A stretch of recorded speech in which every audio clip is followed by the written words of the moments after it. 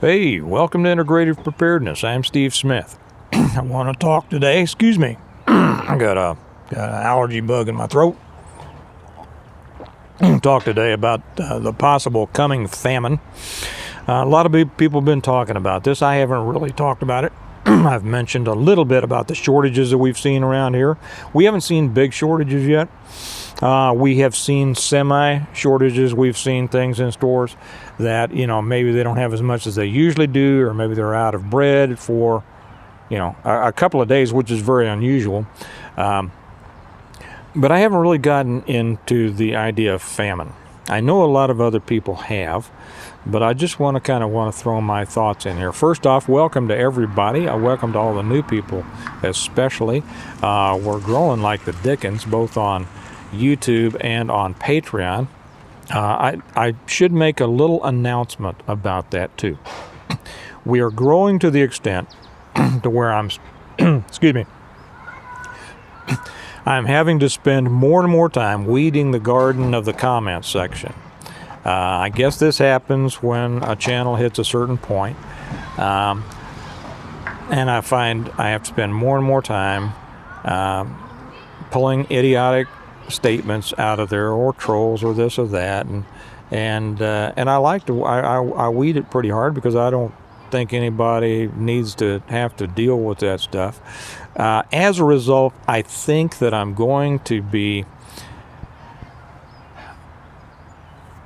gradually moving more and more things and concentrating more to Patreon. That also is growing by leaps and bounds over there. But the quality, not that the quality of comments isn't wonderful here on YouTube, but I don't have any idiocy over there. And it makes it a much better environment for everyone. Nobody trying to pick fights, nobody calling anybody idiots. I'm having to go through the comments on YouTube. I have to not just see the original comments, but then check all of the responses to all the comments down below, because I see people trying to slide in there and cause trouble for others. And I that's just ridiculous. It's too bad, but hey, it's the way it is, right? But I don't have any of that over there. Patreon is a much nicer environment. And so for those of you who are interested, I encourage you, come over to Patreon. It's only $1. I don't have levels. Some people have suggested that I have levels. I'll be real honest. I don't have time to do extra stuff that would make sense to have other levels, and so I can't. Maybe someday, I don't know. But right now, I don't have the time to do extra for that. I do, however, am putting extra over on Patreon. I'm putting more on Patreon than I do on YouTube. I put everything that I like. This one, it will be on YouTube. It will also be on Patreon. But I just got done shooting one that's only Patreon about the difference between looting, scavenging, and salvaging, and the importance of that. So that's just going to go on Patreon, because I know that that's a subject that would draw a lot of idiocy, and I won't have it. So, if you can afford $1 and you want to get more content, Patreon is the place to go. I always put the links down here, and right along with the links to my books. If you'd like to know where to get my books on Amazon or order autographed copies from me, it's down here. I make no apologies for letting people know about my books, because that's what I do for a living. I'm a writer, and really it was only to talk about my books that I started this channel way back when, to kind of answer questions and talk about that, and the channel just kind of got bigger and something of its own, and so that's where we are. So that's if you want to know how to get the books, they're down there too. So back to famine. The thing is, there is always famine in the world. There has never been a time in history, I don't think, to where somewhere in the world there has not been a famine, either natural or engineered. We can talk about for instance, the Irish famine.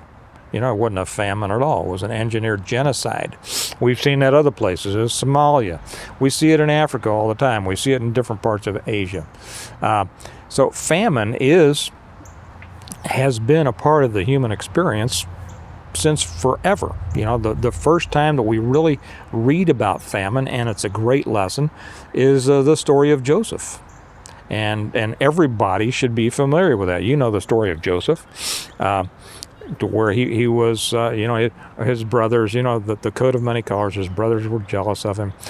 They threw him in a pit and then sold him to a traveling caravan as a slave. He got taken down to Egypt, and, I won't go through the whole story of it, but he ended up being kind of in charge of everything in Egypt. He had a vision from God that said, store up. You are in years of plenty. You're going to have 7 years of plenty, and you're going to have 7 years of famine. Stock up. Store everything you need to get yourself through that period of famine. Now, isn't that the basics of preparedness? Yes, it is. Will famine hit here? That's a difficult question. I mean, I'm not going to come on and try to scare the what out of people by saying famine's coming, but I think there's going to be tremendous shortages. And could famine come out of that? Well, go back to the Depression, go back to the Dust Bowl. People did die of starvation. Not a lot, but some did who would not go for help, who were not in either on farms that were producing food or in population centers where they could get, some kind of organized help. There were people who did starve to death simply because, they wouldn't go for help. So these things do happen. We rely too much on, our just-in-time delivery system. We all know that. We rely too much on foreign foods, and I would say even that. I mean, we live in a great time. We live in a time of plenty. We live in a time where in the wintertime in Kansas, I can get oranges from wherever they come from, I don't know, Florida or South America or whatever. Half the fruit that we eat, half of those things, we get them all year long because they come from places that are warm when we're cold, okay? If we have a disruption, a greater disruption of the delivery system than we do right now, we're going to experience those seasonal shortage a lot more. But what about the normal stuff? We know that because of the situation in Ukraine, they are a major exporter of certain goods, certain grains. We know that I saw a Real World Prepper was talking the other day about possible shortage of urea, which diesel engines need, and a lot of that comes from China and Russia, if I'm not mistaken. I forget exactly what he said. Go check he's got a good video on it. It's just been in the last week or so on this. And I talked just the other day to my brother-in-law and my nephew and Kelly's dad, who are all over-the-road drivers, and I asked them about urea. It wasn't something that I was familiar with. They say, yeah, if we have a shortage of urea, it's going to be a real problem. That's something they need for their exhausts or something. I don't know anything about it. We're going to experience, as they tell us, a shortage of fertilizer. Okay, now that's going to impact mostly the big corporate farms. Okay, but they are the ones that produce most of the food. If drought comes in, and if it mixes with delivery problems, and if that mixes with a shortage of fertilizer, and if the price of fuel keeps going up, that costs the farmers much more to run their machinery, first off, the cost of food is going to explode even more than it already has, which is already at a 25 to 30% inflation rate. So it's going to go up. So, famine, a shortage may, to many people, simply be, well, we can't afford those extras, No cookies tonight, kids, because we got to buy bread. And people are going to have to make those hard decisions. I won't keep going down that road because I think everybody can pretty much imagine what it would be. So let's just assume, and let's go on the assumption that there could be a famine or a semi-famine or large shortages or whatever. What do you do about it? Very simple. Buy everything you need right now. How much did God tell Joseph to store up? 7 years. There was going to be 7 years of famine, right? So they needed 7 years worth of food stocks to get them through. How many people here have 7 years of food stocked up? Probably not many. I do suggest, when people ask me how long should I have food stocked up, I'm watching some kid ride down on a Jeep on the running board. We'll hope he doesn't fall off. I know that's one thing you can do in the country, but in the city, in the suburbs, when people ask me how much to stock up, I say 7 years. Well, I don't know how long you're going to need it, but, you know, who am I to argue with God, right? I know that they'll say, the government has said 6 months, and first they said like 2 weeks, and then a month, and then 3 months, 6 months, a year. I've always said if you don't have 2 to 3 years, you're still in the beginning phases. And I suggest 7 years. Remember that food, the purpose of stored food is to allow you to survive until you're producing all the food you need. Who knows what could cause that need, right? So what I advise is simply, to the extent you can afford it, and I'm not telling anybody to go out and break the bank on this stuff, to the extent that you can afford it, go out and buy as much of the food that you eat, that you'll use for the next year, as much as you can. I've always said that food is one of the best investments you can make. I tell people, when your grocery store has, and I think these days are kind of past, but they used to have vegetables on sale for 29 cents a can, normally $1.29, you know. Don't go down and buy 10 and think that you're doing well. Go down and buy 300, 400 cans. Okay, that way for the next years, whenever you're eating a can of corn, you're not eating a $1.29 can of corn. You're eating a 29-cent can of corn. That stuff does not go bad. Don't let people tell you that it goes bad. Don't let them tell you got to rotate it. I have a whole nother video on that, and people are a little bit misled on that. If I have to make another one on that, I will. But you can go back and see, I think it was like my second or third video that I ever made. It was called The Next Step or something. Go back and go to my oldest ones. You'll see one called The Next Step. It's me sitting behind a bunch of food, and I explain everything about how I go about long-term food storage. So stock that up. First off, you're saving money. You're making more of a return on that food than you are on the stock market or real estate or anything else, even on pew-pews. But do that. Buy as much as you can. You know what you eat. You know what will store. And you may not, you can't store fresh vegetables, I know, and things like that. You can freeze meat for a long time. And there are many ways that you can freeze or store things that you might not immediately be aware of. But do that.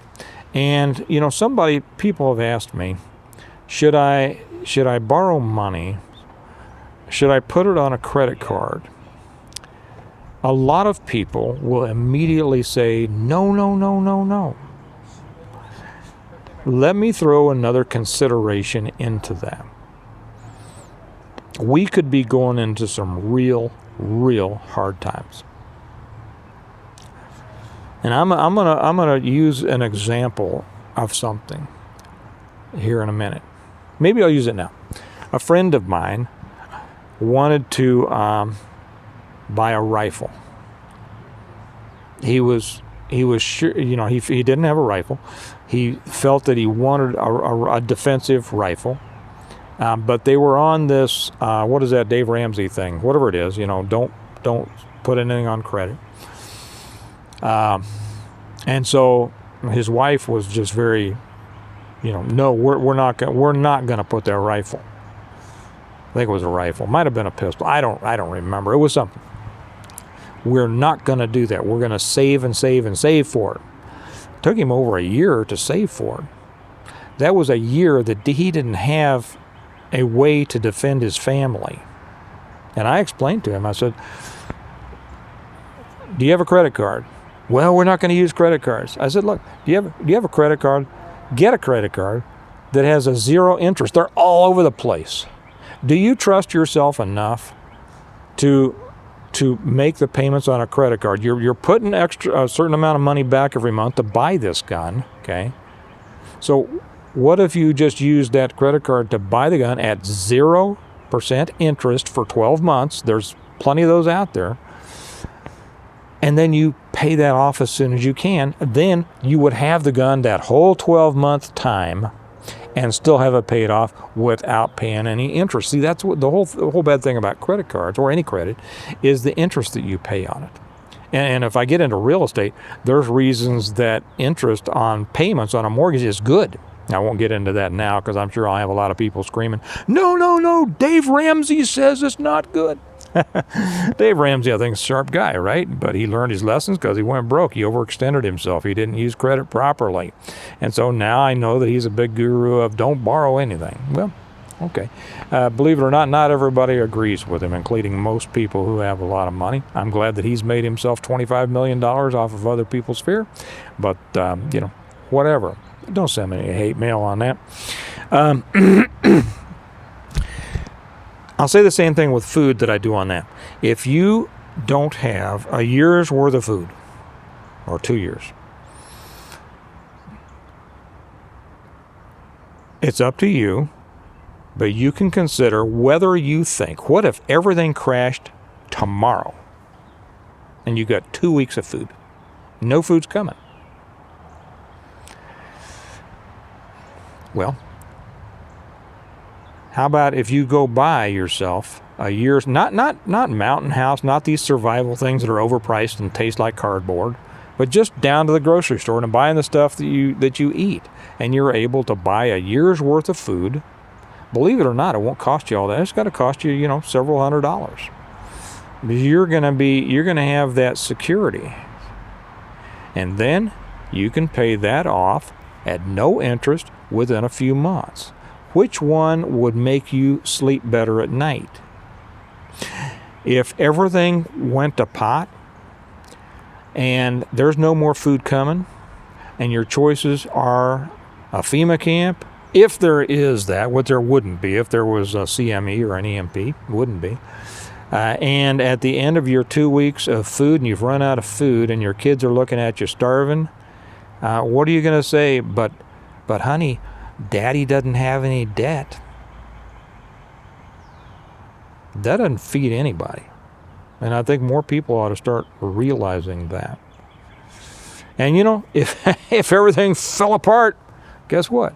You're not going to owe anything on that anyway, because like I was talking on the one over on Patreon, there's not going to be any banks left. There aren't going to be any stores left. There's also not going to be any food left. So you decide what you want to do on this.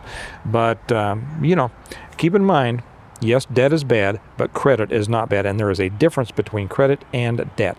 Credit is the ability to buy things without taking the money out of your pocket, because you have proven that you're a good risk. And people will say, yeah, he's a good risk. He handles his money responsibly. We're happy to extend him credit for this up to certain point. And if you can't be trusted, if you haven't handled money responsibly, then you won't get it. You can't get it, And I think that the bad thing is those people who themselves realize and admit to themselves they don't trust themselves with their own money.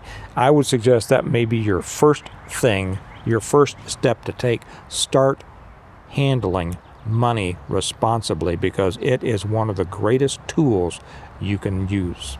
So, just whatever you think on that. Credit's not bad. Debt's bad. So anyway, I think that real hard times may be coming. I think it's going to hit us in 2023. I think it could start hitting us this winter time. Start growing your gardens. Start buying up seeds. Learn how to save seeds. Develop your gardening skills. Grow as much as you can. Eat what you grow. Can what you don't eat. Learn those skills and stock up. Stock up. If you can do the Joseph stock of 7 years, do it. If you can't, do what you can, because I think hard times are coming. So with that in mind, best, I won't say luck, because it had nothing to do with luck. Good fortune to you all. Make good decisions. do everything you can to establish your food security for your family, and keep an eye on the ball. Keep an eye on what's going on. Remember that we say we prepare well today in order to live well tomorrow. Those two go along well. You're going to live to the extent, however you prepare today is how you're going to live in the future. If you prepare lousy today, you're going to live lousy later. So preparing well, living well. You all have a good day. Remember, if you're serious, if you want more content, join me over on Patreon. Look forward to seeing you over there, and you all have a good day. Bye-bye.